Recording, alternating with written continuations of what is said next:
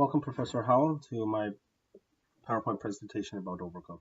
My name is Tam Nhan. I am a first-level computer programmer studying at Algonquin College for 2 years.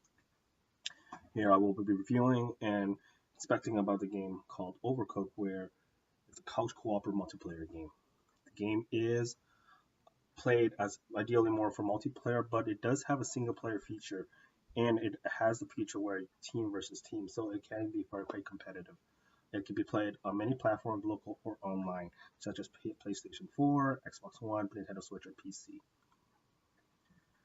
The gameplay. So the players themselves are a team of chefs working together to finish orders. Their objective is to finish as much orders and get as much money as possible on their simulated kitchen. The variable is that the kitchen will change. So therefore, the kitchen will be under different environments. We'll follow along that in this presentation. Here's a couple pictures of the gameplay itself. You can see it's under multiple platforms, and here's the different chefs the players could choose. So the game is created by Ghost Town Games in 2017, July 27th. Its ideal focus is on cooperability between the players, so it focus mostly on multiplayer. It has won numerous awards and has been nominated for certain awards.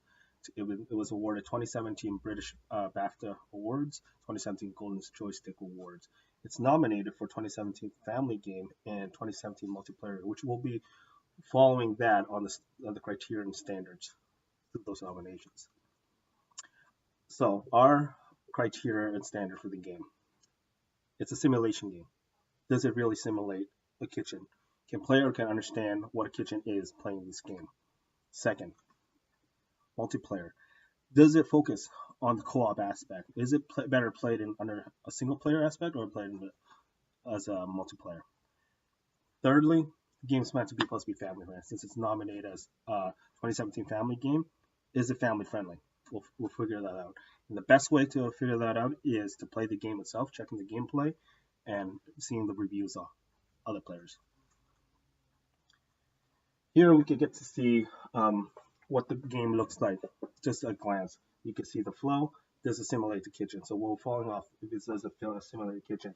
Ideally, the key concept is that you have ingredients, a place to prepare the ingredients, cooking the ingredients, and then serving the ingredients. Going back to washing the dishes, and the cycle repeats. You see that it does somewhat follow and simulates the kitchen, but to some extent. It also simulates certain consequences if you overcook certain things or you didn't finish an order. Customer will complain or you'll lose money. However, the kitchen is the only variable is the kitchen that doesn't really follow as a simulation of kitchens because it's under a different environment, which actually that's the key concept of this game to make it super fun. You see that it's in a volcano or in an iceberg or in a moving vehicle. The kitchen could be anywhere. So does it simulate the game a kitchen? Yes, it does simulate a kitchen, but to some extent.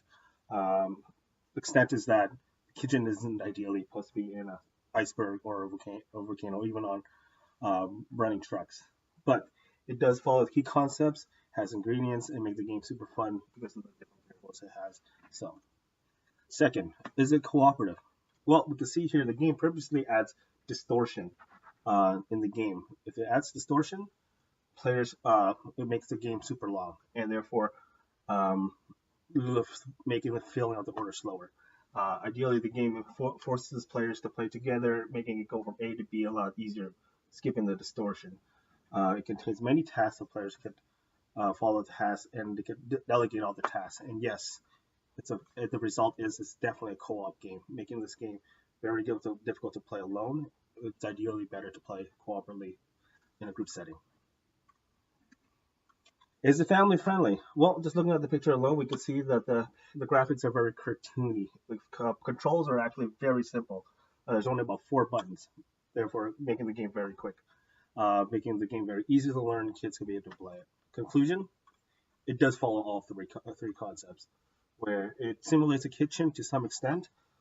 It focuses on the multiplayer concept to introduce the game, and it is very family friendly due to the graphics and the buttons itself being very simple.